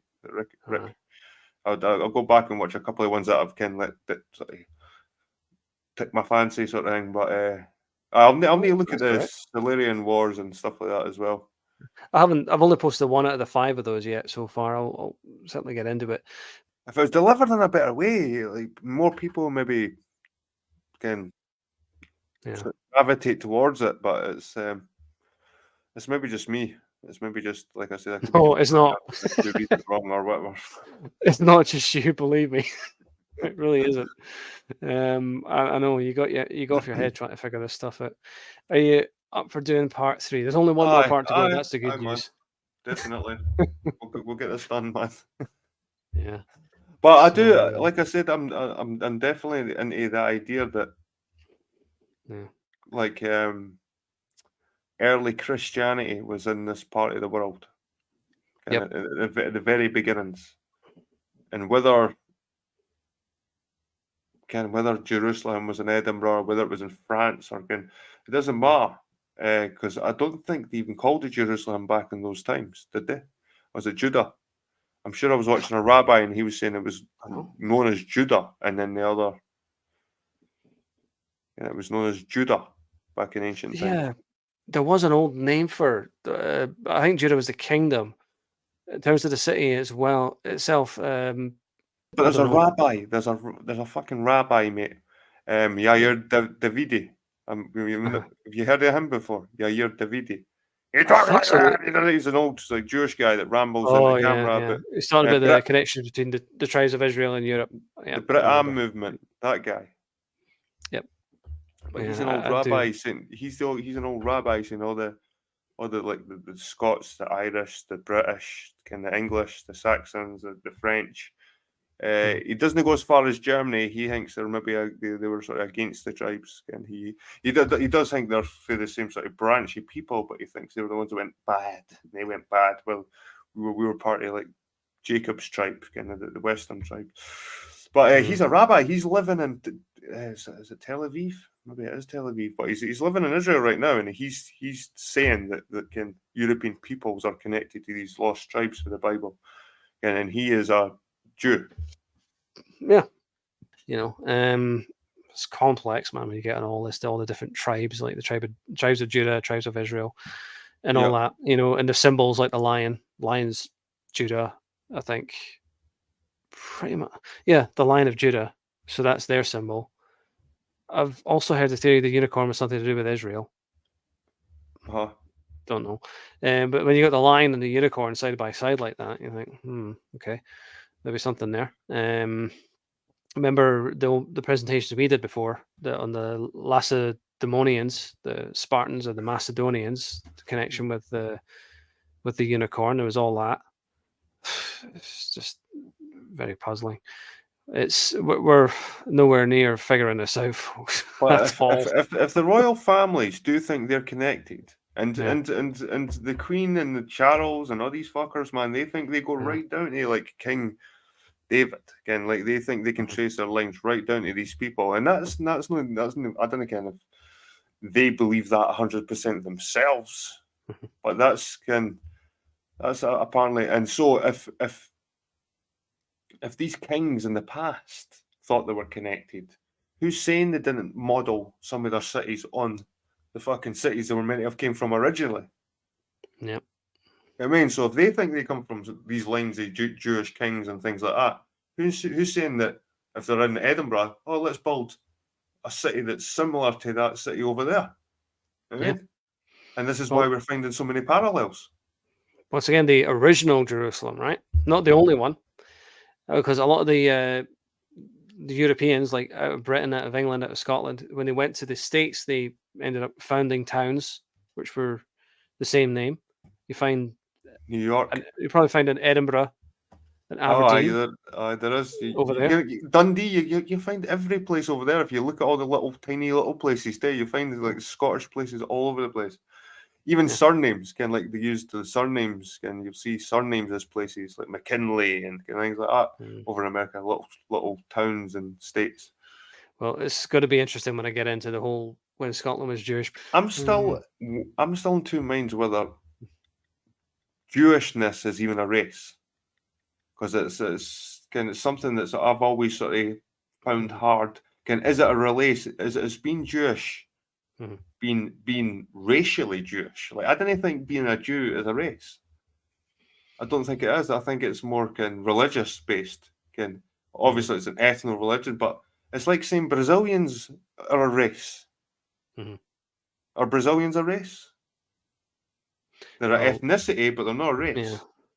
Well, that's the whole thing. There's three main ethnicities with the Jewish people, at least historically, as far as I can tell. There's the Mizrahi, who are the Middle Eastern Jews. There's the Ashkenazi, who are like Central Eastern European, who are possibly also the Khazars. And that's interesting, by the way, because when you go into the Declaration of Arbroath, there's a whole Khazar connection. And even Queen Margaret, by the way, Saint Margaret, Queen Margaret, was described as coming from that area, from Hungary and Khazaria. And then there's the Sephardic Jews, which is what, when Scotland was Jewish, mainly focuses on, who are from like Iberia and France, so kind of the west of Europe and the southwest of Europe, Spain, Portugal, and France. But you can't point a Jew out, mate, because you can get Ethiopian Jews. You can get red-haired Jews. You can get Middle Eastern looking Jews, guys that just can't look like you couldn't tell if they're Palestinian or Arab. In Arabic, you can get. The thing is, that's the thing about Jews. You couldn't point one out. Whereas, like a race, a black guy, you can point a black guy for a mile away. You can point a white guy for a mile away. You can point an Asian guy for a mile away. But a Jew? Well, Well, according to when Scotland was Jewish, we both have that blood, by the way. I looked it up. Mitchell does come up in that book. I'm a wolf, man. Mitchell's no my biological name. Oh. That was my mother's remarried name. She married a dude after Wolf. So my biological surname's Wolf. Woulfe. Apologies. Well, I haven't seen Wolf anywhere when Scotland was Jewish, but not yet. What was I going to say though? I had a thought in my head there. But yeah, the whole the families who came in with like William the Conqueror. I was working on a presentation on that. I think it was today or yesterday. But yeah, a lot of the Jews who came in with William the Conqueror were Sephardic. But again, I'm going off memory, so it might be off. Ethno state. It's an ethno state. It's not a race state. It's an ethno, an ethnicity. Completely different from a race. Ethnicity. You could be a black Scotsman, I suppose. If you're going by ethnicity. Yeah. But you can't be a racially Scottish guy if you're black. But you can be an ethnically Scottish guy. You just say there was a group of Europeans that, or just say a group of Indo-Europeans going back further, moving out of the Middle East and moving back in again. This is a thing. A lot of people think migrations just happen one way and that's it. It doesn't fucking. Then things happen and crops fail, climate change, and all this shit, and people end up moving back the way they fucking came. You know what I mean? Yeah. So who's saying that we aren't a people that have been back and forth? And this is how our culture spread, and this is how we're finding connections all over the place. Down to the Dnieper and the Dons and all these rivers you're finding in the middle of Europe. Then you've got Don, Aberdeen, and Dundee, up in the Dee, and it's amazing how it all seems to connect. But like I said, we could have been hunter gatherers backwards, basic religion, moved across Europe, built a culture, built a religious foundation, stuff like that, spread back again across that way. You know what I mean? Then maybe back again, and maybe got taken into captivity and then got away again. You know what I mean? This is where I think the Bible and the story of the Exodus could be a story, a peoples that have been can escaped captivity. And who's saying that Europeans never went over to the Middle East, or there was a group in Middle East or group of European-like peoples living amongst Middle Eastern people, but keeping themselves to themselves. So they'd be seen as like a totally different race, but they're just a race from further afield that have kept to their own. And it's strict. Within Jewish culture and tradition, it's strict. They don't marry outside but that maybe means outside of the race rather than outside of the religion. I mean, but I'll tell you, the two authors who I think really fill in the gaps with all this, what you're talking about in the last 10, 15 minutes, even 20 minutes, are Colonel Waddell, Ellie Waddell, and Ignatius Donnelly. Those two authors are really going to plug the gaps when it comes to all this stuff. I think their works, that's a long way down the line, but when you get into those two, they answer those questions, at least up to an extent. I don't think you can completely ever answer them, but they fill in a lot of the gaps there, because those two authors sprang to mind when you're talking about all this. Ignatius Donnelly with Atlantis, the antediluvian world, talks about this global religion which once existed, and Ellie Waddell with the Phoenician origins of the Scots and the Britons and the Anglo-Saxons. The whole Phoenician question, that is what really gets into it. That paper I read before by the Bill Cooper one, he actually states that it was that Christianity came first, and then paganism fucking polluted it, and then we lost our way with the Christianity. And this is what he implies, that the actual paganism came secondary to monotheism.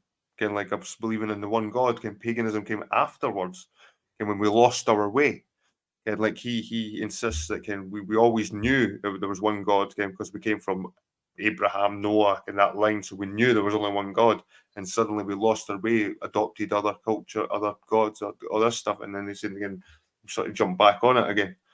So it's funny, like, because in mainstream history and mainstream, like, paganism is always the first. Again, it's nothing sort of predates paganism really, again, it comes to religion. But he insists that the belief in one God came before the polytheistic beliefs. I think what you really need to look into is the whole Irish connection with Ogham and Brehon law as well. Because you don't really find that in Scotland so much, but you find it a lot in Ireland, that's for sure. The whole Og was Abraham That's connection. silent, by the way. I didn't realise. I've said it for ages, like Ogham. I would call it Ogham. It's actually Om. The G silent. I've said it for ages as well. I've said it in so many videos. I must have said Ogham in like about 20 videos, and then when I actually heard someone talking about a profession, someone that studies it, they were calling it Om. It was Om. Yeah. Okay. Like the G silent in it anyway. Yeah. Well, we can still call it Ogham. I'm just letting you be aware of that. It's like Om. So that's a good point. In the case of the Irish, they seem to have held more strongly to their kind of original root in a way, if that makes sense. But they were taken over by the Normans as well. But the Normans, when they took over, they actually, what's the term? Hibernicized? Became more they Irish-like. took on the customs. They apparently became more Irish than the Irish themselves. And they liked the Brehon laws, and they liked the customs. Oh, fuck, this is better. This is better, this stuff. And they started speaking Gaelic, and that's where you get the Norse Gaels. Yeah. Whereas Scotland is a big hodgepodge, different areas and different regions. I'm not meaning anything negative about Scotland at all, but it is a real mixture. Scotland is very hybridized between all these different nations and cultures. You have to wonder as well, all these Sephardic families coming straight in, and the Scots just accept them like that, no problem. But that's from that book when Scotland was Jewish. Like I said before, when Scotland was Jewish, does that mean when Scotland believed in the Old Testament-y Jewishy religions, or is it when they were actually racially or ethnically Jewish? Right. Anyway, it was a good discussion again, man, and I hope it does all right in your analytics. Absolutely, hope so, and we'll see each other a week from now for part 3 if you're up for that. Aye, definitely, mate. Have a good night. Cheers, See you mate. later. Take care. Cheers. Cheers. Bye-bye.